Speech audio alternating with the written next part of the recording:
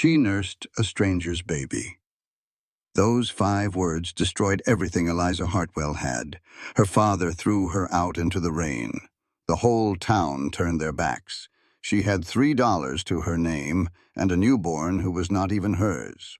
But what nobody expected was the cowboy who saw her at her lowest moment and thought she was exactly the kind of woman he had been searching for his entire life.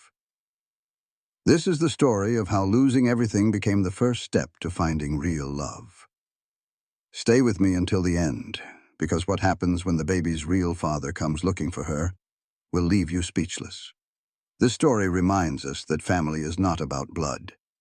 It is about the people who choose you when they do not have to. Sometimes you have to lose everything to discover what truly matters.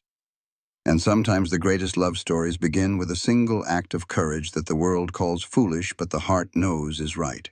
If you believe that compassion is never a mistake, hit that like button right now. Drop a comment telling me where you are watching from. I want to see how far this story travels. And if you want more stories about ordinary people doing extraordinary things, make sure you subscribe and turn on notifications so you never miss another one. Now, let us begin. She nursed a stranger's baby. Those 5 words destroyed Eliza Hartwell's life.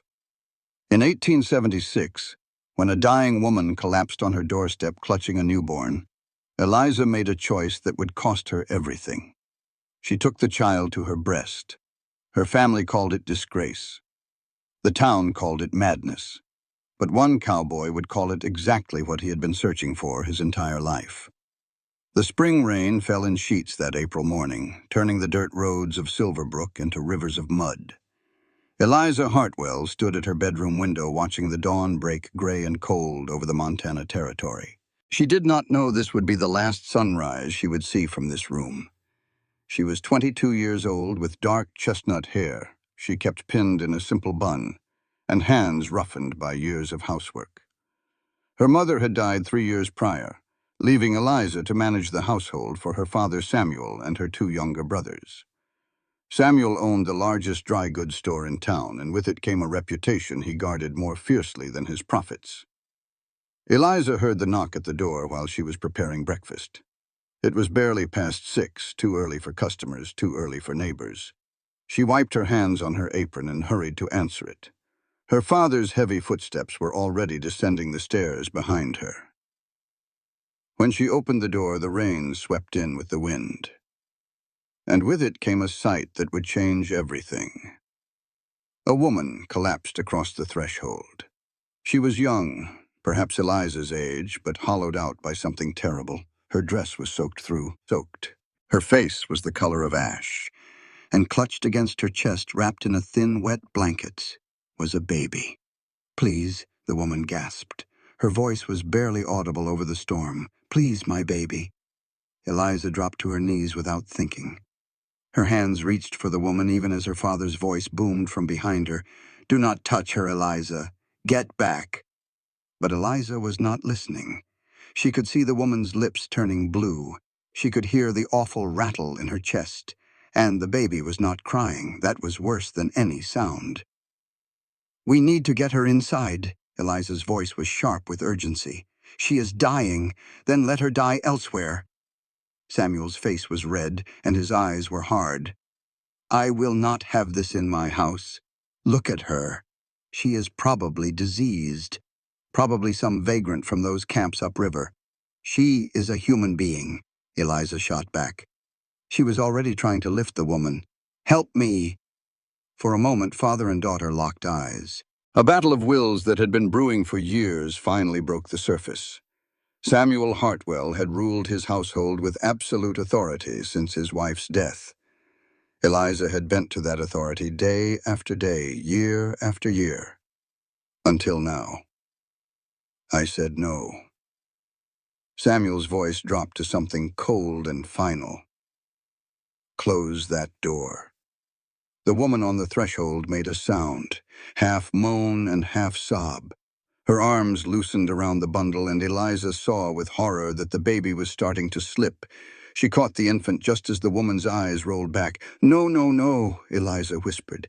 She was cradling the child against her chest while trying to keep the woman's head from hitting the door frame. The baby was so cold, so terribly still. "Please, someone help me." Her brothers appeared at the top of the stairs. Their faces were pale and frightened. James was 16. Thomas was only 13. They looked to their father for direction. "Boys, go to your rooms," Samuel ordered. "Eliza, I am telling you one last time. She is dead." The words fell into the space between them like stones into water. Eliza looked up at her father. Rain was streaming down her face. The baby was clutched in her arms, and the woman's body was going limp against the doorstep. "She is dead," Eliza repeated. Her voice was breaking, "and this baby will be too, if we do not get her warm." Samuel Hartwell stared at his daughter for a long moment. Then he looked at the woman's body, at the growing pool of water and blood mixing on his clean floor, and his face hardened into something Eliza had never seen before. Pure disgust. "Get her out of my doorway," he said quietly, "and get that thing out of my house." "That thing is a baby," Eliza's voice cracked. "A baby who just lost her mother. Not our concern." Samuel turned away. His hands were clasped behind his back in that way he had when a business matter was concluded. "The orphanage is 3 miles away. Take it there. In this storm. It is 3 miles through mud and rain. Then you had better start walking." Eliza looked down at the infant in her arms. The baby was a girl she could see now. She had a tiny rosebud mouth and wisps of dark hair plastered to her skull. She was so small, so fragile. Her little chest was barely moving. Without planning it, without thinking about the consequences, Eliza made a decision that would define the rest of her life. She stood up. She stepped over the dead woman's body, and she walked past her father into the house. "What do you think you are doing?" Samuel's voice followed her up the stairs. "The baby is freezing," Eliza called back. Her voice was surprisingly steady. "I am going to warm her up." She made it to her room and kicked the door shut. She locked it. That was something she had never done before. Her hands were shaking as she unwrapped the wet blanket from the baby's body. The child was blue-tinged. Her lips were almost purple. She was not crying. She was not making any sound at all, and that terrified Eliza more than anything. She grabbed a dry blanket from her bed and began rubbing the baby's limbs. She was trying to restore warmth, trying to bring some color back to that tiny face. "Come on," she whispered. "Come on, sweetheart. Stay with me." The baby's eyelids fluttered. Then her mouth opened and she made a sound, small and weak, but a sound. Relief flooded through Eliza so powerfully she nearly sobbed. The baby was alive, cold and weak, but alive. There was pounding on the door now. Eliza opened this door immediately. Eliza ignored her father. She stripped off her own wet dress and wrapped herself in a robe. Then she tucked the baby against her skin, letting her body heat warm the child. It was something she had seen her mother do once with a premature lamb. It had worked then. "Please work now," she prayed. "Please." The baby began to stir more. Her small sounds of distress turned to cries, weak but persistent. And with those cries came a realization that made Eliza's blood run cold. The baby was hungry, starving, and there was no milk, no way to feed her, and the orphanage was 3 miles away through an impassable storm. Eliza's heart was pounding. She knew what she was about to do. She knew what it would mean. But looking down at that tiny, helpless face, she could not see any other choice. Her body had responded to her mother's death in an unexpected way 3 years ago. Grief had manifested physically, and for months after the funeral she had dealt with the discomfort of milk that had no purpose. Her mother had died in childbirth along with the baby brother Eliza had desperately wanted. Eliza had been the one holding her mother's hand when she passed. Her body had responded as if she herself had given birth. The midwife had said it happened sometimes. Sympathetic lactation, she called it. That had stopped eventually. But the midwife's daughter had told her that sometimes, with the right stimulation, it could return. The baby's cries were growing frantic now. Her tiny fists were waving in the air. "I am sorry," Eliza whispered, though she was not sure if she was apologizing to the baby, to her father, or to herself. "I am so sorry." She brought the baby to her breast. At first, nothing happened. The baby rooted frantically but found nothing. Eliza bit her lip, fighting back tears of frustration and fear. Maybe it would not work. Maybe she would condemn this child to starvation because she could not help her. Then she felt it. A tingling sensation followed by a familiar fullness. The baby latched on, and after a moment she began to suckle. The relief was so profound that Eliza did sob then, quietly. Tears streamed down her face as she held the nursing infant. Outside her door, her father had stopped pounding. He was speaking in a low, dangerous voice now. "Eliza, I know what you are doing in there. Open this door, or so help me. You are no longer my daughter." Eliza's hands tightened around the baby. She thought about her mother, who had always chosen kindness when given the choice. She thought about all the years she had spent being obedient, being dutiful, being exactly what Samuel Hartwell wanted her to be. And she thought about the woman who had died on their doorstep, a stranger who had used her last strength to protect this child. "I cannot," she called back. Her voice was breaking. "I cannot let her die, Father." The silence that followed was worse than the shouting. It stretched out heavy and final until Eliza heard her father's footsteps retreating down the stairs. She stayed in her room for 2 hours. She nursed the baby until she fell asleep, then held her while the storm raged outside. The infant was warmer now. Her color was better. Her breathing was steady. She looked peaceful, completely unaware that her very existence had just shattered a family. When the knock came again, it was softer. James's voice came through the door, hesitant and scared. "Lizzie, Father says you need to come down. He has got the pastor here." Eliza's stomach dropped. The pastor. That meant her father was going to make this official, make it public. In a small town like Silverbrook, what the pastor knew everyone would know by nightfall. She dressed carefully. She put on her Sunday dress, even though it was Thursday. If she was going to face judgment, she would face it with dignity. She wrapped the baby in her warmest blanket and tucked her into the crook of her arm. "I will not let them hurt you," Eliza whispered to her. "I promise." Downstairs, the parlor had been transformed into a kind of courtroom. Samuel Hartwell sat in his chair by the fireplace. His face was carved from stone. Pastor Williams stood by the window, rain splattered and uncomfortable. And in the doorway, as if guarding against escape, stood Deputy Collins. Eliza's mouth went dry. The deputy. Her father had brought the law into this. "Miss Hartwell." Pastor Williams cleared his throat. "Your father has told me about the situation. I understand a woman died on your doorstep this morning." "Yes." Eliza's voice was steady despite her hammering heart. "I tried to save her, but she was already too far gone." "And the child?" The pastor's eyes went to the bundle in her arms. The baby needed care. She was freezing and starving. "So you—" Pastor Williams seemed unable to finish the sentence.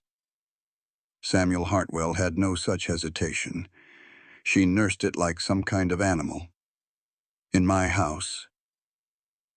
Eliza flinched at the venom in his voice, but did not look away from the pastor. The baby would have died. "That was not your decision to make," Samuel said, standing. "You are an unmarried woman, Eliza. What you have done is unnatural. It is sinful. It is merciful," Eliza interrupted. Her voice was rising. "It is what Mother would have done. Do not you dare speak of your mother." Samuel's face was purple now. "Your mother was a decent, God-fearing woman who understood her place. You have brought shame on her memory, on this family." "The question," Pastor Williams held up his hand trying to restore order, "is what to do now. Miss Hartwell, you understand that what you have done is highly irregular. An unmarried woman nursing a child, it raises questions, concerns. What concerns? Eliza demanded. I saved a baby's life. You exposed yourself. Samuel spat the words. You acted like a... Samuel. Pastor Williams looked genuinely shocked. It is the truth. Samuel was shaking now. Years of rigid control were finally cracking. She has ruined herself, ruined her reputation. No decent man will have her now. She has made herself unmarriageable. And for what? Some bastard child from a dead vagrant? Eliza felt something break inside her chest. Not her resolve. That remained firm as iron. But something else. Some last thread of hope that her father might understand. Then I am unmarriageable, she said quietly. If caring for a helpless infant makes me unfit for marriage, then I accept that. You accept nothing. Samuel's laugh was harsh and bitter. I accept. I accept that you are no longer my daughter. I accept that you cannot remain under this roof. I accept that you have made your choice. The room went very still. Mr. Hartwell, Pastor Williams said carefully. Perhaps we should not be hasty. I am not being hasty. I have spent 2 hours thinking about this, praying about this, and the answer is clear. Samuel looked at Eliza, and his eyes were cold as January. You can stay here and be part of this family, or you can keep that child, but you cannot do both. Eliza looked down at the baby in her arms. The infant was sleeping now. Her tiny fingers were curled against Eliza's chest. Her breath was coming in soft, even whispers. She was so small, so defenseless, so completely dependent on the woman who held her. I choose her, Eliza whispered. Eliza. What was that? Samuel leaned forward. Speak up. Eliza lifted her chin and met her father's gaze. I said I choose her. This baby did not ask to be born. She did not ask for her mother to die. She is innocent and she deserves a chance at life. If you cannot see that, if you would rather cast out your own daughter than show mercy to a helpless child, then maybe I do not want to be part of this family anymore. The words hung in the air like gun smoke. Samuel Hartwell's face went very pale, then very red. Then get out. Father. James stepped forward from where he had been standing in the hallway. Please, you cannot. Be silent. Samuel rounded on his son. Unless you want to join her. James fell back. Tears were streaming down his young face. Thomas was crying, too. Eliza could hear him from upstairs. You have 1 hour. Samuel continued, turning back to Eliza. Take whatever you can carry. After that, you are trespassing.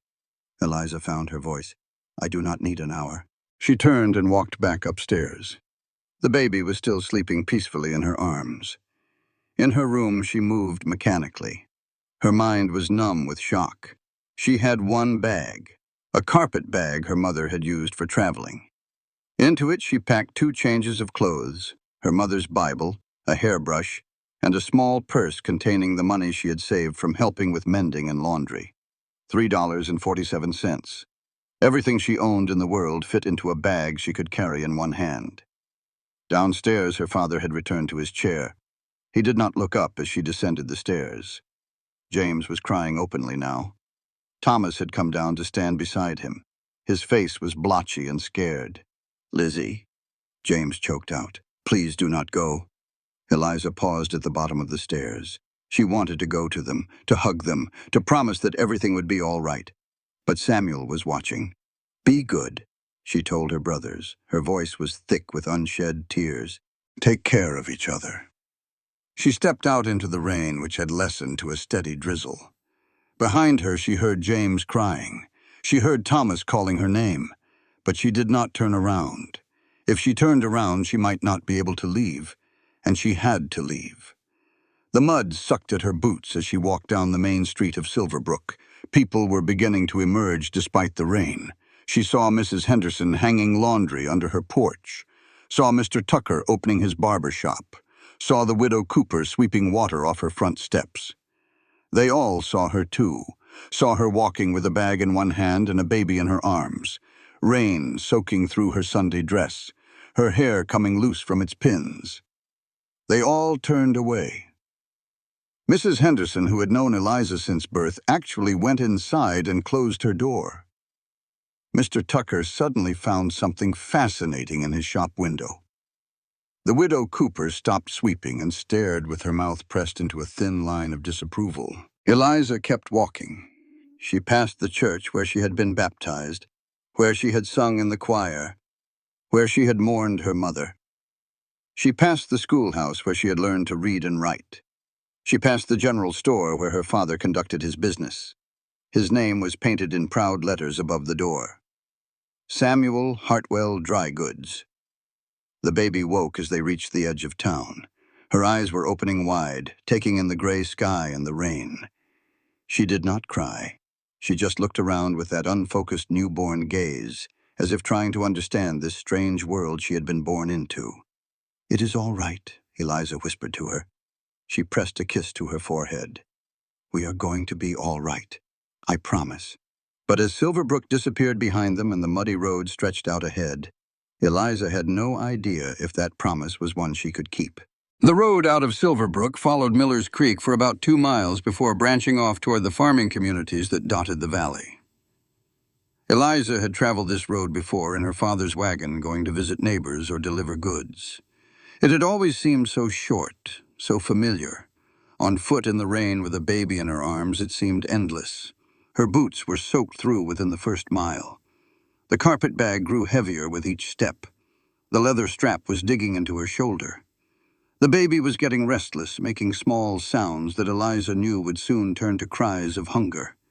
She needed to find shelter soon. About 3 miles out of town, she spotted it. An old cabin set back from the road, half hidden by a stand of cottonwood trees. Eliza had passed it 100 times before, but had never paid it much attention. It had been empty for years, ever since old man Jessup died. Nobody had wanted to buy land that far from town, but it had a roof and 4 walls. And right now that was more than Eliza had. She turned off the road and made her way through the overgrown grass toward the cabin. Up close, it was even more dilapidated than she had remembered. The windows were broken, the door hung crooked on its hinges, and there were visible holes in the roof, but it was shelter. The door groaned in protest as she pushed it open. Inside the cabin was a single room, maybe 15 feet square. There was a rusted iron stove in one corner, a broken bed frame in another, and a thick layer of dust and debris over everything. Mice had clearly made themselves at home. She could see their droppings scattered across the floor. It was the most depressing place Eliza had ever seen. And it was hers. She set down her bag and looked around, trying to see past the decay to the possibilities. The stove might still work if she could clean it out. The bed frame was broken, but the wood could be useful. If she could patch the roof and board up the windows, maybe she could survive. The baby began to cry in earnest now. Her tiny voice filled the empty cabin. First things first, Eliza thought. She settled down on the least dirty patch of floor with her back against the wall and brought the baby to her breast. The infant latched on immediately. Her cries stopped as she began to nurse. In the sudden quiet, Eliza could hear the rain drumming on the roof. Water was dripping through the holes to form puddles on the floor. She could hear the wind whistling through the broken windows. She could hear a mouse skittering somewhere in the walls. And for the first time since she had opened the door that morning, she let herself cry. She cried for her mother, who would have been so proud to see her daughter showing such courage. She cried for her brothers who would grow up without her. She cried for her father, who had chosen pride over love. And she cried for herself, for the life she had lost, for the future she had imagined, for the innocence that had died along with the woman on her doorstep. But even as she cried, she held the baby close. And when her tears finally subsided, she looked down at the nursing infant and felt something shift inside her chest. This was not the life she had planned. This was not the future she had dreamed of. But it was her life now, her future, her choice. "We are going to make this work," she whispered to the baby. "I do not know how yet, but we are going to survive this, you and me together." The next morning, Eliza woke before dawn. Her body ached from sleeping on the hard floor, but she forced herself to stand. The baby stirred and made small, hungry sounds. Eliza nursed her while looking around at the cabin in the gray morning light. It looked even worse than it had the night before. But Eliza had cleaned houses since she was 10 years old. She knew what hard work looked like. She rolled up her sleeves and got to work. By mid-morning, she had swept out the worst of the debris using a branch she had broken off one of the cottonwoods as a makeshift broom. She had cleared a dead raccoon from behind the stove. She had scraped out the worst of the rust and old ash. The windows she could not fix, but she stuffed the broken panes with rags torn from her extra petticoat. It blocked the worst of the drafts. The days that followed fell into a brutal routine. Wake with the dawn, nurse the baby, walk to the creek for water, scavenge for anything edible in the woods, tend the fire if she could get one started, nurse the baby again, try to make repairs to the cabin, collapse into exhausted sleep, wake when the baby cried in the night. Repeat. She had no matches, no flint, no way to make fire. She spent hours trying to rub sticks together the way she had seen her brothers attempt once. They had never gotten it to work, neither did she. On the 7th day, disaster came in a different form. Eliza was at the creek getting water with the baby in a sling against her chest when she heard it. A low growl from the tree line on the opposite bank. A wolf. It was gaunt and hungry, its yellow eyes fixed on her with predatory focus. Eliza froze. Her heart was hammering so hard she could hear it in her ears. The wolf took a step into the water. She had no weapon, no help, no way to defend herself or the baby. The wolf was maybe 30 feet away and closing. Eliza did the only thing she could think of. She made herself as big as possible. She threw her arms wide and she screamed, a raw primal sound of defiance and terror. The wolf hesitated. Eliza screamed again. She grabbed rocks from the creek bed and hurled them at the animal. Most missed, but one struck its shoulder. It yelped. "Get out of here," she screamed. "Get away from us!" The wolf snarled. It took another step forward, and then a rifle shot cracked through the morning air. The wolf bolted. It disappeared into the trees so fast Eliza barely saw it go. She spun around, her heart still pounding. A man sat on horseback at the top of the creek bank. He was tall in the saddle, wearing a dust-colored coat and a wide-brimmed hat. His rifle was still raised, though he was not pointing it at anything now, just watching her with blue eyes that gave nothing away. "You all right?" His voice was deep, but not threatening. Just matter of fact. Eliza could not find her voice. She was shaking so hard she could barely stand. The man dismounted. He moved with the fluid grace of someone who had spent his whole life in the saddle. When he came closer, Eliza could see he was maybe 30 or a bit older. His face was weathered by sun and wind, dark hair that needed cutting, a scar across his left palm that she noticed when he lowered his rifle. "You are on land adjacent to the Turner Ranch," he said. "Cabin back there has been empty for years." "You squatting there?" Eliza finally found her voice. "I had nowhere else to go." The man looked at her for a long moment. His eyes went to the baby in the sling, to her ragged dress and tangled hair, to the tin pot she had been filling with water. "How long you been out here? A week? Give or take. You got food?" Eliza did not answer. Her silence was answer enough. The man walked back to his horse and unbuckled something from his saddle. He brought it back and set it on the ground a few feet away from her. A canvas sack, a battered tin pot larger than hers, and a box of matches. "There is dried meat in there," he said. "Some hardtack. Matches so you can get a fire going. The pot is for boiling water." "I do not need charity," Eliza said. The words came out automatically, even though her stomach was cramping with hunger. Not charity. The man's expression did not change. "Neighborly conduct. We look after each other out here. It is how things work." He mounted his horse again. "The Turner Ranch is 2 miles north on this road. You cannot miss it. There is a sign by the gate. Why are you telling me this?" "Because we need a cook." His voice was flat, almost cold. 15 men to feed and nobody who can do it worth a damn. It is work, honest pay. You would earn your keep." Eliza stared at him. "Why would you offer work to someone you have never even seen properly?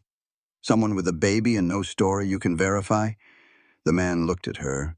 For the first time, something flickered in those blue eyes, something she could not quite name. Because someone who faces down a wolf with nothing but rocks and screaming has got more grit than half the men I employ.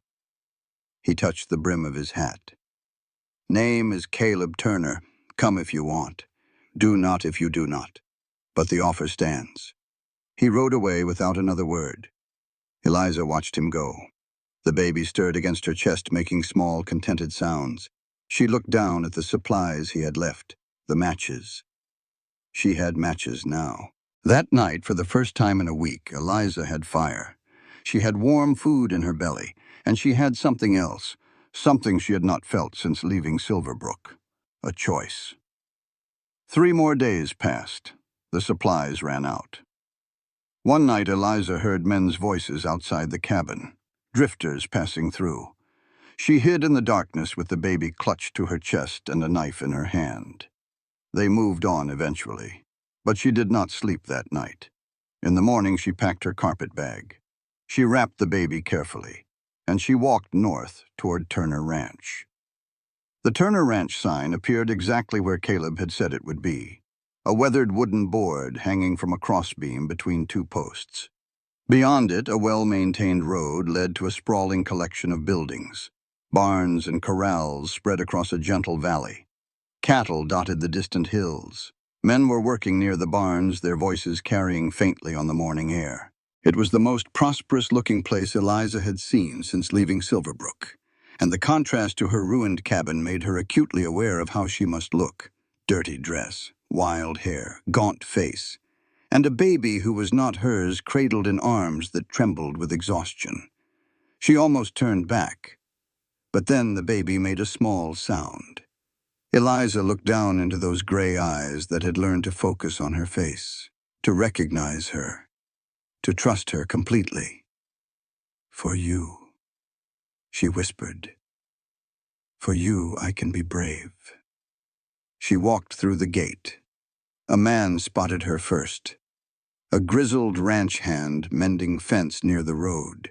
He straightened up and his eyes widened slightly at the sight of her. Then he called out toward the main house. "Mr. Turner, you got a visitor?" Caleb emerged from the barn moments later. When he saw her, something shifted in his expression. It might have been surprise. It might have been something else. He schooled it quickly into professional courtesy. "Miss," he said, walking toward her. "You came. You said the offer stood." Eliza hated how uncertain her voice sounded. "If it does not, if you have reconsidered, I understand. I have not reconsidered." Caleb stopped a respectful distance away. His eyes took in her condition with a quick, assessing glance. "Come on, let me show you around." He led her toward the main house, a solid 2-story structure with a wide porch and curtained windows. Along the way, ranch hands stopped their work to stare. Their expressions ranged from curious to skeptical. Eliza felt their eyes on her like weights. "Do not mind them," Caleb said quietly. "They are not used to seeing women around here. We have not had proper household help since my mother passed." "How long ago was that?" 6 years now." Caleb's voice softened. "This place has needed a woman's touch for a long time." He showed her the kitchen first, a large room dominated by a cast-iron stove that made her ruined cabin stove look like a toy. There were proper pots and pans hanging from hooks, a pump for water right inside the house, and a pantry stocked with more food than Eliza had seen in a month. "Meals are twice a day," Caleb explained. "Breakfast at dawn, dinner at sunset. The cooking has been rotating between whoever draws the short straw, and I will be honest with you. Most of these boys cannot cook worth a damn." "I can cook," Eliza said. "That is what I'm counting on." Caleb opened a door off the kitchen, revealing a small but clean room. There was a narrow bed, a dresser, and a window overlooking the vegetable garden. "This would be yours. It is not much, but it is private, warm, and the roof does not leak." Eliza stepped into the room. Something inside her chest loosened. It was simple, spare even, but it was clean and dry and safe. After 3 weeks in the cabin, it looked like a palace. "The work is not easy," Caleb continued. "3 meals a day for 15 men, plus laundry, cleaning, mending. It is full days 6 days a week. Sundays you would have off. Pay is $15 a month plus room and board. $15. Eliza's mind reeled. That was more money than she had ever had at one time in her life. "I will need help with the baby sometimes," she said. Her voice caught on the words. "When I am cooking or washing, I cannot leave her alone. We will work something out." Caleb glanced at the sleeping infant. "How old is she now?" "About a month, I think. It is hard to know exactly." Caleb nodded. Then he met Eliza's eyes. "I need to ask you something, and I need you to be honest with me." Eliza's heart sank. Here it came. The question she had been dreading. "Did you steal that baby?" "No." The word came out fierce and immediate. "Her mother died on my doorstep. There was no one else to care for her, and your family threw you out for helping." It was not a question, but Eliza answered anyway. "My father gave me a choice, the baby or my home. I chose her." Caleb was quiet for a moment. His expression was unreadable. Then he said something that made Eliza's breath catch. "That took courage. It took stubbornness," she corrected. "I do not know if it was courage or just foolishness. Sometimes they are the same thing." Caleb extended his hand. "Do we have an agreement, miss?" "I am sorry I did not catch your name." "Hartwell. Eliza Hartwell. Do we have an agreement, Miss Hartwell? You will work for the ranch, earn your keep, and build yourself a future." Eliza looked at his hand, then at the room behind her, then down at the baby sleeping peacefully in her arms. Every instinct she had screamed that this was too good to be true, that there had to be a catch, that men did not offer women jobs and safety without expecting something in return. But when she looked into Caleb Turner's eyes, she saw only honest intention. "We have an agreement," she said. She shifted the baby to one arm and shook his hand. The first week at Turner Ranch passed in a blur of exhausting, satisfying work. Eliza rose before dawn to start breakfast. She spent her days cooking and cleaning and learning the rhythms of ranch life. She fell into bed each night so tired she barely remembered lying down. The baby slept in a wooden crate lined with blankets next to Eliza's bed. During the day, one of the older ranch hands would watch her when Eliza needed both hands free. His name was Pete McAllister. He was 60 years old and had raised 6 children of his own. He had lost his wife 5 years ago, and there was a gentleness in him when he held the baby that made Eliza trust him immediately. "What you going to name her?" Pete asked one afternoon while Eliza was kneading bread. Eliza paused. She had been thinking about that question for days. The infant deserved a name, deserved an identity, but it had felt presumptuous somehow, like claiming her when she was not hers to claim. "Hope," she said finally. "Her name is Hope." Pete smiled. "That is a fine name, a strong name." The men were wary of Eliza at first. They were uncertain how to act around a woman who had appeared from nowhere with a baby and a mysterious past. But her cooking won them over quickly. She made real biscuits, beef stew that did not taste like leather, apple pie from the fruit in the ranch's small orchard. Within a week, the dinner table had gone from a quiet, functional affair to something approaching civilized. The men actually washed their hands before meals. They said thank you when she served them. One or two even attempted conversation, but Caleb kept his distance. He was professional and courteous, but never familiar. He ate with the men and thanked her for the meals and left her to her work. Sometimes Eliza would catch him watching her with an expression she could not quite read, something thoughtful and careful, as if he were working out a puzzle in his mind. Then, one evening, 2 weeks after her arrival, Eliza learned why. She could not sleep. Hope was fussy and restless, and Eliza had walked her for hours before she finally settled. Now, in the quiet darkness, Eliza found herself too awake to return to bed. She stepped out onto the back porch for some air, and found Caleb already there. He was sitting in the shadows with a glass of whiskey in his hand, staring at nothing. He looked up when she appeared. For a moment, neither of them spoke. "Could not sleep?" he asked finally. Hope was restless. Eliza moved to the porch railing, keeping a respectful distance. "She is settled now." Silence stretched between them. Somewhere in the darkness, a coyote howled. "Can I ask you something?" Eliza said. "You do not have to answer if you do not want to." "Go ahead. Why do you avoid her?" Caleb went very still. "Avoid who?" "Hope." Eliza turned to face him. "You have not looked at her." "Not really. Not once since we arrived. You talk about her sometimes, but you never hold her, never get close. It is like you're afraid of her." The silence that followed was so long Eliza thought he would not answer at all. When he finally spoke, his voice was rough. "I had a friend once. Name was Thomas Whitmore. We grew up together, worked this ranch together. He was the closest thing I had to a brother." Eliza waited. 5 years ago, Thomas died. There was a storm. He rode out alone when he should have waited for morning. His horse threw him, and he was killed. "I am sorry," Eliza said softly. "He died because of me." Caleb's voice was flat. "Because I let him go. Because I did not stop him. Because I was too busy being angry about something stupid to remember that storms in Montana killed people." He took a long drink of whiskey. "Thomas had a sister, Clara. She was younger than him by about 8 years. After Thomas died, she disappeared. I tried to find her, but she had just vanished. For years, I wondered what happened to her."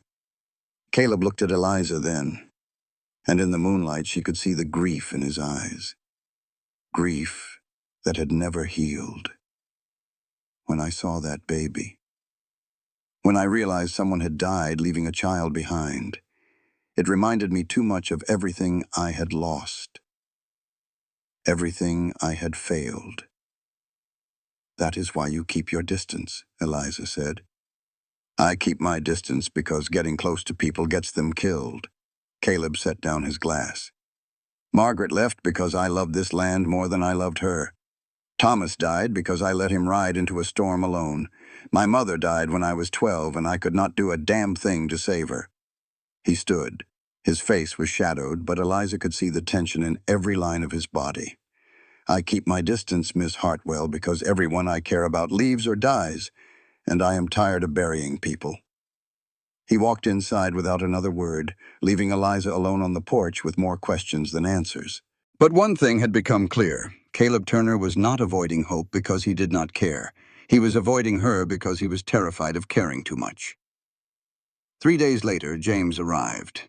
Eliza was in the garden pulling weeds when she heard hoofbeats approaching. She looked up expecting one of the ranch hands returning from town. Instead, she saw her brother dismounting from their father's horse with a bundle under his arm and fear in his eyes. "James." She was on her feet in an instant. "What are you doing here? If Father finds out you took the horse—" "I do not care." James pulled her into a fierce hug. "I had to see you, Lizzie. I had to make sure you were all right." Eliza held him tight. He was 16 years old and trying so hard to be a man, but she could feel him shaking. "I am all right," she said. "Better than all right. Come inside, I will make you something to eat." Over coffee and biscuits, James told her everything that had happened since she left. Their father had forbidden anyone from speaking her name. Thomas cried himself to sleep every night. The whole town was talking about the scandal. Mrs. Henderson had made it her personal mission to ensure that Eliza's reputation was thoroughly destroyed. "But that is not why I came," James said. He pulled a folded piece of paper from his coat. "This fell from that woman's pocket. The one who died. I picked it up before Father could see it." Eliza took the paper with trembling hands. It was water-stained and worn, but the writing was still legible. She read it once, then again. Her heart was pounding. It was a letter addressed to Caleb Turner. "Caleb," the letter read, "if you are reading this, then I am likely dead. My sister Clara is in trouble. A man named Victor Crane seduced her with promises and then ruined her. She is with child, and Crane's wife wants her gone, permanently. I am taking Clara somewhere safe. If something happens to me, please find her. Protect her. Protect. You owe me nothing but our friendship. I am asking anyway. Your friend, Thomas. Eliza read it a third time. Her mind was racing. The dead woman on her doorstep. The stranger who had used her last breath to protect her baby. That woman was Clara Whitmore. Thomas Whitmore's sister. The same Thomas who had been Caleb's best friend. Clara had been trying to reach Caleb when she died. She had been running to the one person her brother had trusted. And she had collapsed on Eliza's doorstep instead. 3 miles short of safety, James was watching her. Who is Thomas Whitmore? I need to find Caleb. Eliza stood.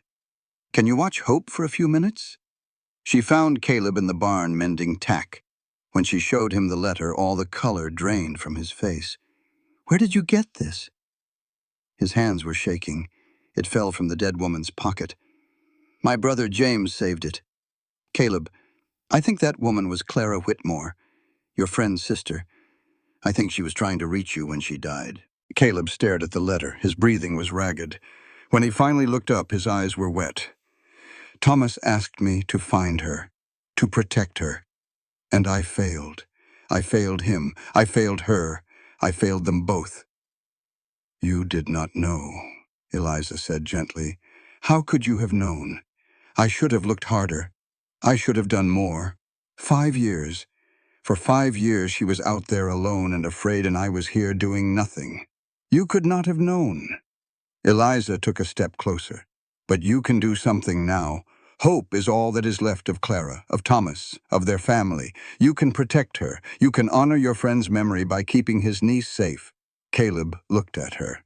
Something shifted in his expression. Some wall that had been holding back a flood of emotion finally cracked.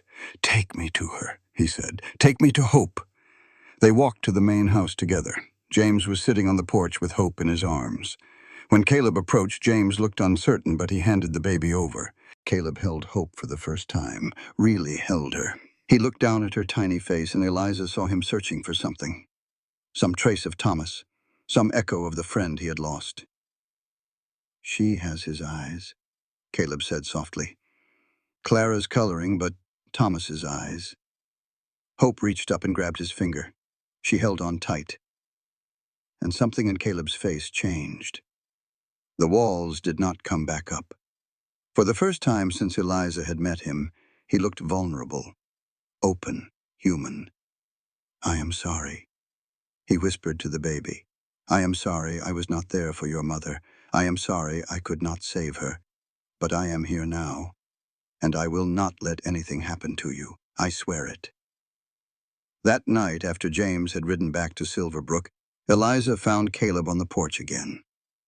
But this time, when she sat down beside him, he did not pull away. Thank you, he said. For what? For giving me a chance to make things right. For letting me be part of Hope's life. For not giving up on me when I was too scared to let anyone in. Eliza looked at him. In the lamplight from the window, his face looked different, softer, more open. You let me in first, she said. You gave me work when I had nothing, shelter when I was desperate, safety when I needed it most. You did not have to do any of that. Yes, I did. Caleb's voice was quiet. Thomas asked me to protect his sister.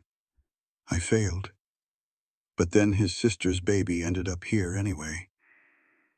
In the arms of a woman who would rather lose everything than let her die. That is not coincidence, Miss Hartwell. That is providence. Eliza felt tears prick her eyes. Do you believe in providence? I did not used to. Caleb looked at her. But I am starting to. The silence that followed was different from the silences before. It was comfortable, charged with something new. Call me Eliza, she said. Miss Hartwell makes me feel like I am in trouble. Caleb smiled. It was the first real smile she had seen from him, and it transformed his serious face into something warm and approachable. Eliza, he said. All right then. Eliza. The weeks that followed brought changes Eliza had not expected. Caleb was different now, warmer. He stopped avoiding Hope and started spending time with her every day. He would hold her while Eliza cooked, rock her to sleep when she was fussy, talk to her in a soft voice that made Eliza's heart do strange things. But even as Caleb opened up, a new worry began to grow in Eliza's mind. She had heard him talking to Pete one evening when he did not know she was listening. "I owe it to Thomas," Caleb had said, "to keep his niece safe, to honor his memory. To Thomas, not to her, not because of her." Eliza tried to push the doubt away, but it lingered. When Caleb looked at her, did he see her? Or did he see only an obligation, a way to make amends for his dead friend? She told herself it did not matter. She had work, she had safety, she had a future for Hope. That was more than enough. Then the quarterly gathering was announced. Every 3 months, the neighboring ranchers came together at one of the larger spreads to share news and trade horses, and strengthen the bonds that helped them survive on the frontier. This time, the Turner Ranch was hosting. When Eliza heard the news, panic flooded through her. Mrs. Henderson from Silverbrook might attend. People who knew the scandal would be there. Her shame would follow her even here. "You do not have to attend if you are not comfortable," Caleb told her. "You can stay in your room. No one will think less of you." Eliza thought about it for a long time. She thought about hiding, about letting fear win, about spending the rest of her life running from whispers and judgment. "I will be there," she said finally. "I am done hiding." The day of the gathering arrived bright and clear. Eliza spent the morning preparing food: roasted chickens, potato salad, cornbread, 3 different pies. Then she put on her Sunday dress and pinned her hair up properly and stepped outside with Hope in her arms. Nearly 50 people had gathered in the open area between the house and the main barn. Tables had been set up and lanterns hung for when evening came. The women clustered in groups talking and laughing. The men gathered near the barn, passing around jugs and discussing cattle prices. Eliza moved through the crowd, keeping her head high, even as she felt the weight of curious stares. Most people did not know her, did not know her story. But some did. And then she saw Mrs. Henderson. The older woman was standing with another woman from Silverbrook. Her eyes found Eliza across the crowd, and her face twisted into an expression of righteous disgust. She said something to her companion and then started pushing her way through the gathering. Eliza stood her ground. "Eliza Hartwell," Mrs. Henderson's voice carried across the crowd. "I never thought I would see you showing your face in polite society again." The talking around them died away. People turned to stare. "Mrs. Henderson," Eliza kept her voice steady, "I did not know you would be here, obviously, or you would not have dared to attend." The older woman's eyes went to Hope and her lip curled. "And you brought that creature with you. Have you no shame? That creature is a baby." Eliza's voice hardened. "Her name is Hope, and she has done nothing to deserve your contempt. She is a bastard child that you had no right to keep." Mrs. Henderson stepped closer. "Your father told everyone what you did, how you disgraced yourself, nursing a stranger's baby like some kind of animal." Eliza felt the words like physical blows, but she did not back down. "I saved her life. That is not disgraceful. That is human decency. Human decency." Mrs. Henderson laughed harshly. "An unmarried woman exposing herself, taking in a vagrant's child. Running off to live with ranch hands. We all know what kind of woman does that." "Like some kind of what?" The voice cut through Mrs. Henderson's tirade like a knife. Caleb had appeared from somewhere in the crowd, and he was furious. Eliza had never seen him angry before, but she saw it now. In the set of his jaw, in the ice in his eyes, in the absolute stillness of his posture. "Mr. Turner," Mrs. Henderson faltered slightly, "surely you cannot approve of this woman working on your ranch. What I approve of is none of your concern." Caleb's voice was quiet, but it carried to every corner of the gathering. "Miss Hartwell works for the Turner Ranch. She is under my protection and my employment, and I will not have her insulted on my property. But her father, her reputation. Her father cast out his own daughter for showing mercy to a dying woman and her child. Caleb stepped closer to Mrs. Henderson, and the woman actually took a step back. Her father chose pride over family, judgment over compassion.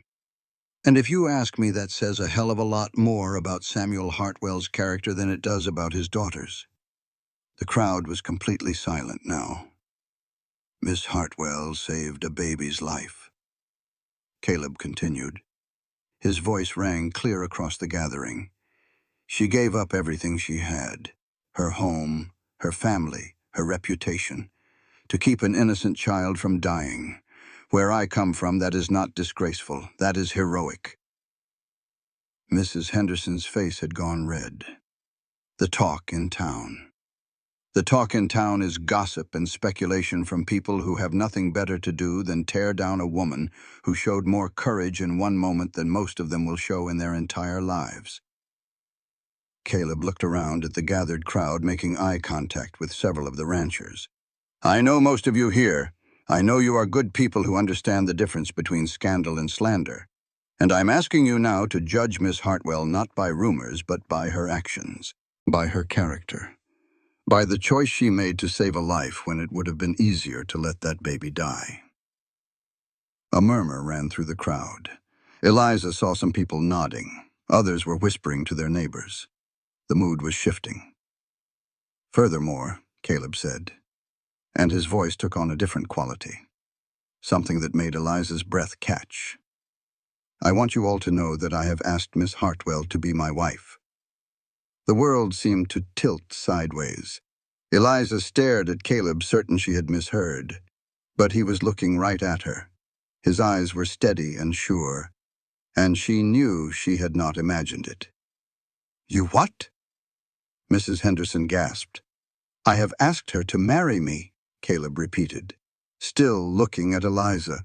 She has not given me an answer yet, but I am hoping she will say yes, because she is exactly the kind of woman I want to build a life with. Strong, compassionate, willing to sacrifice everything for what is right. That is worth more than all the pristine reputations in Montana. The crowd erupted. Some people were cheering. Others looked scandalized. Still others seemed simply stunned. Mrs. Henderson opened and closed her mouth like a landed fish, unable to form words. But Eliza barely noticed any of it. She was looking at Caleb, trying to understand what had just happened. He had claimed her in front of everyone, defended her honor, elevated her status, shielded her from judgment in the most public way possible. And he had done it with a lie. Or had he? Before she could process any of it, a carriage arrived at the edge of the gathering. Late. The door opened and a man stepped out. He was distinguished-looking, silver-haired, impeccably dressed in clothes that cost more than most people here made in a year. His smile was warm and gracious as he surveyed the crowd. Forgive my tardiness. His voice was smooth and cultured. I do not believe I have had the pleasure. His eyes found hope in Eliza's arms, and something flickered in them, recognition, hunger, calculation. What a lovely child, he said. She has her mother's eyes. Eliza felt ice slide down her spine. There was something wrong about this man, something predatory beneath the polished surface. Mr. Crane, Caleb's voice was carefully neutral. We were not expecting you. I heard about the gathering and thought I would pay my respects. Victor Crane smiled. And of course to meet the famous Miss Hartwell. Your reputation precedes you, my dear. Eliza said nothing. She held Hope closer. Victor Crane. She had heard that name before. In Thomas Whitmore's letter. The man who had ruined Clara. The man whose wife wanted her gone. Permanently. This was the man who had destroyed Hope's mother. And now he was standing in front of her, smiling, reaching out as if to touch Hope's cheek. Eliza stepped back. Crane's smile did not falter, but something cold flickered in his eyes. Protective. He observed. That is good. A mother should protect her children. She is not my child by birth, Eliza said, But she is mine in every way that matters. Of course, Crane inclined his head. How admirable. Well, I should mingle. Mr. Turner, Miss Hartwell, we shall speak again soon. He moved away into the crowd. But Eliza could feel his eyes on her for the rest of the evening, watching, waiting.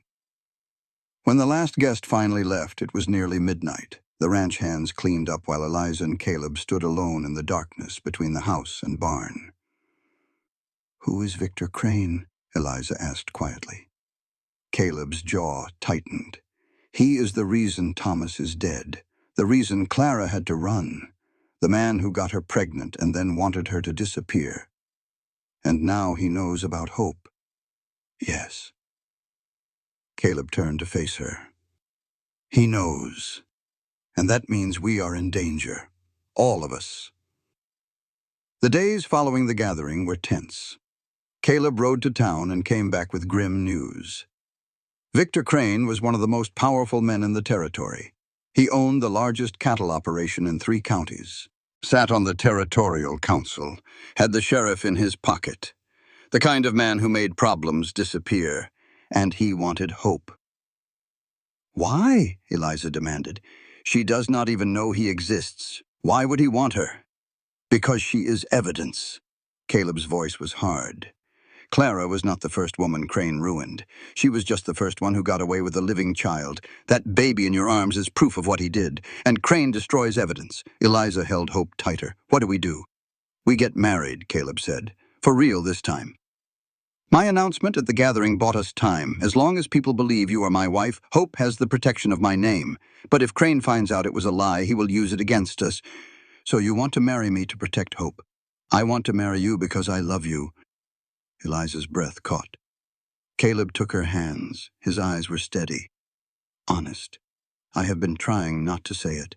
Trying to give you space. Trying to figure out if what I feel is real or just guilt about Thomas. But it is real, Eliza. I love you. The court case, and Crane and your father. None of that is why." He stepped closer. "I love you because you ran toward danger to save a baby you did not know.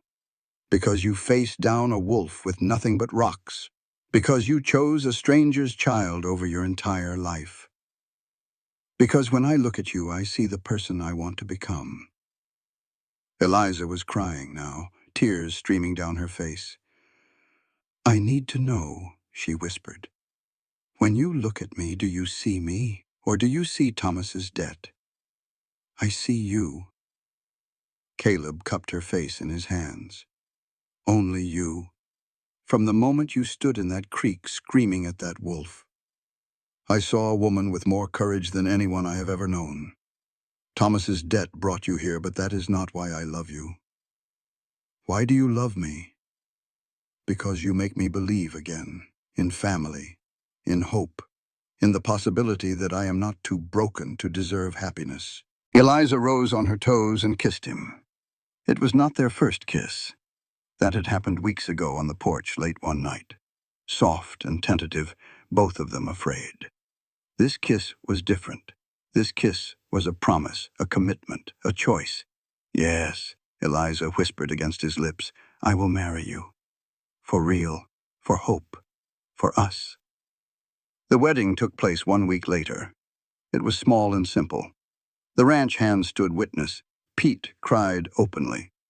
Pastor Williams officiated with genuine warmth this time. Caleb's vows included hope. "I take you both as my family. I choose you both. Not because I have to, but because I want to." Eliza vowed to stand beside him.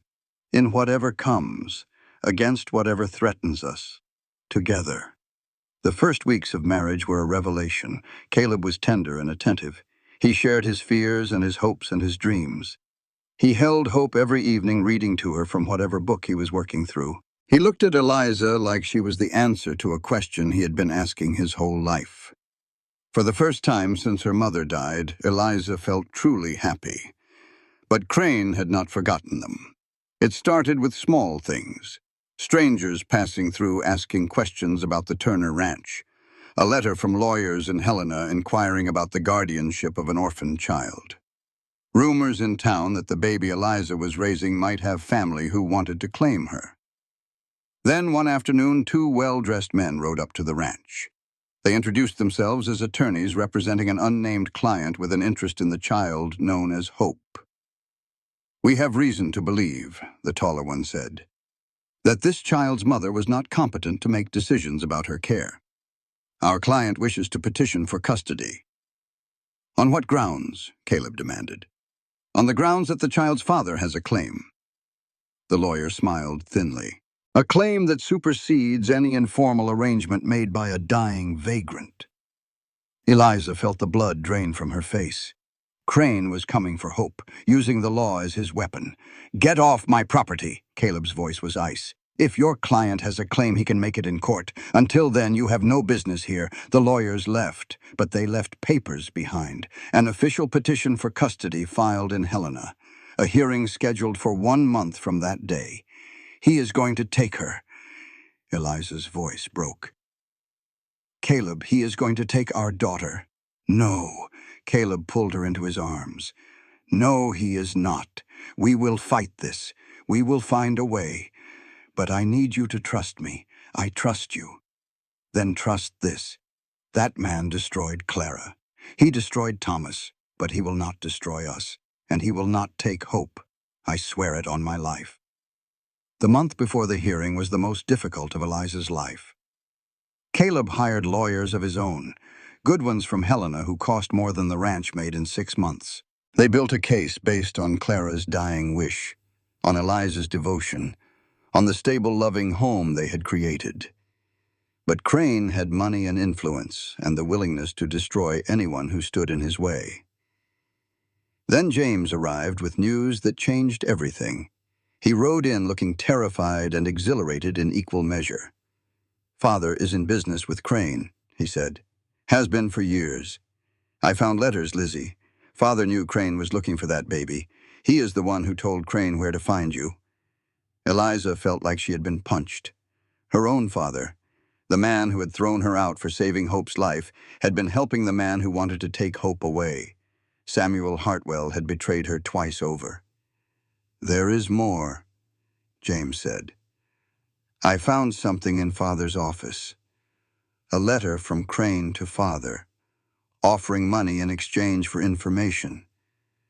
And another letter, too. One Crane wrote to Clara." He handed over a bundle of papers. The letter to Clara was devastating. A record of seduction and abandonment, promises made and broken. And at the bottom, in Crane's own hand, a postscript that made Eliza's blood run cold. "Dispose of this. Dispose of all of it." "This is evidence," Caleb said. "Real evidence of what he did. But we need more." The lawyers warned. "Crane will claim the letters are forgeries. We need a witness." They found one in an unexpected place. Harriet Crane appeared at the Turner Ranch one gray afternoon. She was Crane's wife, a woman Eliza had expected to hate. Instead, she found someone tired and bitter and trapped. "I am not here to threaten you," Harriet said. "I am here to warn you." "Warn us about what?" "Victor does not want that child out of love. He wants her because she is evidence. And he destroys evidence." Harriet's hands were shaking. "He killed a man once. Made it look like a riding accident. I have no proof. But I know what he is capable of. And I know he will not stop until he has that child under his control." "Why are you telling us this?" "Because I am tired." Harriet's voice cracked. "Tired of being afraid. Tired of looking the other way. Tired of being married to a monster." She gave them information. Names of other women Crane had ruined. A maid who had witnessed Clara's terror. And most importantly, the location of a lockbox in Crane's study. A record he kept of all his arrangements. Insurance, he called it. Evidence of every bribe and threat and payment. "I cannot testify," Harriet said. "He would kill me. But I can give you the key, and I can tell you when he will be away from the house." The night raid on Crane's study was terrifying. Eliza insisted on going despite Caleb's protests. "This is my fight too," she said. "Hope is my daughter. I will not hide while others risk themselves for her." They found the lockbox exactly where Harriet had said it would be. Inside were records that would destroy Victor Crane, evidence of at least 2 other women who had disappeared after threatening to expose him, payments to officials, letters that proved his corruption went back decades. And one more letter, from Clara to Victor, begging him to acknowledge their child. His response was scrawled at the bottom. "This problem will be dealt with. Do not contact me again. We have him." Caleb breathed. "We have everything we need." But Crane was not finished. The night before the custody hearing, Eliza woke to sounds outside the house. Men's voices, hoofbeats, a crash as someone broke down the door of the bunkhouse. They were taking Hope. Eliza grabbed the baby from her crib and ran. Out the back door, into the darkness. She could hear shouts behind her. Gunshots. Caleb's voice calling her name. She ran toward Miller's Creek, the same place she had faced down a wolf months ago, the same place her whole life had changed. Behind her, torches flickered through the trees, men on horseback closing in. She reached the cliff edge. The creek roared below, swollen with spring rain. Nowhere to run, nowhere to hide. The lead rider emerged from the darkness.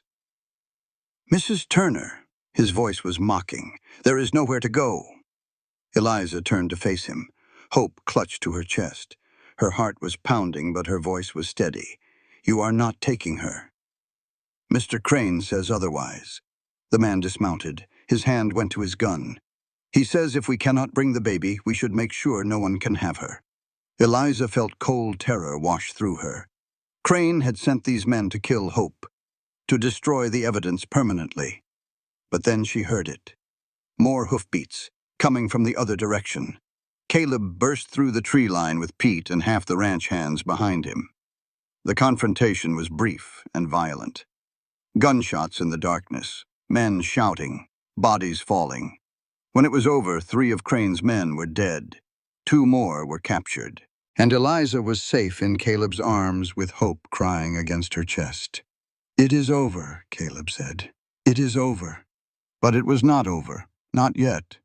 They still had a hearing to win, a monster to bring down, a future to secure. The captured men talked in exchange for leniency. They confirmed everything. Crane had ordered the kidnapping, had ordered them to kill Hope if necessary, had promised them money and protection. That testimony combined with the evidence from the lockbox was enough. The Helena courthouse was packed the day of the hearing. Word had spread about the evidence against Victor Crane. What had started as a simple custody dispute had become something much larger. Eliza sat in the front row with Hope in her arms. Caleb sat beside her, holding her hand. Behind them ranged a small army of supporters. Pete and the ranch hands, neighboring ranchers who had come to show their solidarity. Even James, who had defied their father to be there. Victor Crane sat across the aisle. His face was composed, but Eliza could see the calculation in his eyes. He still thought he could win, still thought his money and influence would carry the day. He was wrong. The lawyers presented their evidence. The letters. The testimony of the captured kidnappers. The records from the lockbox. The pattern of abuse and destruction that stretched back 20 years. Crane's attorneys tried to object, tried to claim the evidence was fabricated, tried to argue that their client was being persecuted. The judge was not impressed. When the verdict came, it was swift and decisive. The child, known as Hope, is hereby placed in the permanent custody of Caleb and Eliza Turner. The judge's voice rang through the courtroom. Furthermore, based on the evidence presented, this court finds probable cause to hold Victor Crane for conspiracy to commit kidnapping and accessory to attempted murder. Mr. Crane will be remanded to the custody of the territorial marshal pending trial. Crane's face went white. For the first time since Eliza had met him, his composure cracked. "This is not over," he snarled as the marshals moved to take him. "Do you hear me, Turner? This is not over."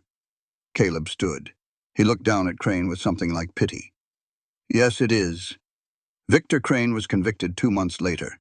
The trial was the scandal of the territory. Witness after witness testified to his crimes, his corruption, his cruelty. the women he had destroyed, the lives he had ruined. When the verdict came, he was sentenced to 25 years at the territorial prison at Deer Lodge. He would die there 3 years later, alone and forgotten, the empire he had built crumbling to dust. But Eliza barely noticed. She was too busy living the life she had fought so hard to win. 1 year after the trial, Eliza stood on the porch of Turner Ranch and watched the sun set over the Montana mountains. Hope was walking now, toddling across the yard with determination that reminded Eliza of herself. Falling down, getting back up, refusing to quit. Caleb came up behind her and wrapped his arms around her waist. "What are you thinking? That a year ago, I had nothing?" Eliza leaned back against his chest. "No home, no family, no hope. Now I have everything. We built it together." "Yes." Eliza turned in his arms to face him. "We did." A wagon appeared on the road. James was driving with his new bride beside him. He had finally left Silverbrook for good. Their father had died 6 months ago. A heart attack, sudden and unexpected. He had left a letter for Eliza. An apology of sorts. Not enough to heal the wounds, but enough to offer closure. James pulled up in front of the house and jumped down. "Thought I would see if you needed another hand around here." Caleb smiled. "Family works free, but we will feed you." James laughed and pulled Eliza into a hug. Then he scooped up Hope, who shrieked with delight. That evening, the Turner family gathered around the dinner table. Eliza and Caleb, James and his wife, Pete, who had become more grandfather than ranch hand, Hope in her high chair making a mess and laughing at nothing. It was loud and chaotic and imperfect. And it was everything Eliza had ever wanted. After dinner, when the others had retired, Eliza and Caleb sat on the porch watching the stars come out. "Do you ever think about how it started?" Caleb asked. "That morning when Clara collapsed on your doorstep?" "Every day," Eliza said. "Any regrets?" "Not one." Caleb took her hand. "Even knowing everything that would come? The exile? The danger? Crane?" Eliza thought about it. She thought about the cold cabin and the hungry nights, the wolf by the creek and the terror of nearly losing hope, the trial and the threats and the moments when she had been certain they would not survive. Then she thought about Hope's first smile, Caleb's first kiss, the way Pete looked at them like they were his own children, the family she had built from nothing but courage and love. "Even knowing all of it," she said, "I would make the same choice 1,000 times over." Caleb pulled her close. "I would too." They sat together as the night deepened. Two people who had found each other in the wreckage of their lives and built something beautiful from the pieces. Behind them, through the window, they could hear Hope laughing. The sound of family. The sound of home. Eliza had been cast out for nursing a stranger's baby. She had lost everything she thought she needed. And in losing it, she had found everything she actually wanted. A husband who saw her for who she truly was, a daughter who filled her heart with joy, a community that had chosen her as one of their own, and a future brighter than anything she had ever imagined. The woman they had called a disgrace had become the heart of a family. The baby they had called a burden had become their greatest blessing. And the love they had built in defiance of judgment and cruelty would last for generations. Because family is not about blood or reputation or society's approval. It is about the people who choose you when they do not have to. It is about the love you build with intention and protect with everything you have. It is about looking at a helpless infant and saying, "I will fight for you even when it costs me everything." And it is about a cowboy who sees a woman nursing a stranger's child and thinks not disgrace, but exactly the kind of woman I want. The stars wheeled overhead. The mountains stood silent witness. And somewhere in the warm light of the Turner Ranch, a little girl named Hope dreamed of the future her family had fought to give her. A future without fear, without shame, without limits, a future built on love. This content was carefully researched, developed, and manually edited by our team to deliver meaningful stories with valuable life lessons. Every narrative is crafted to entertain, inspire, and empower our audience. We believe that great stories can change lives, and we are committed to bringing you content that matters. Thank you for being part of our community.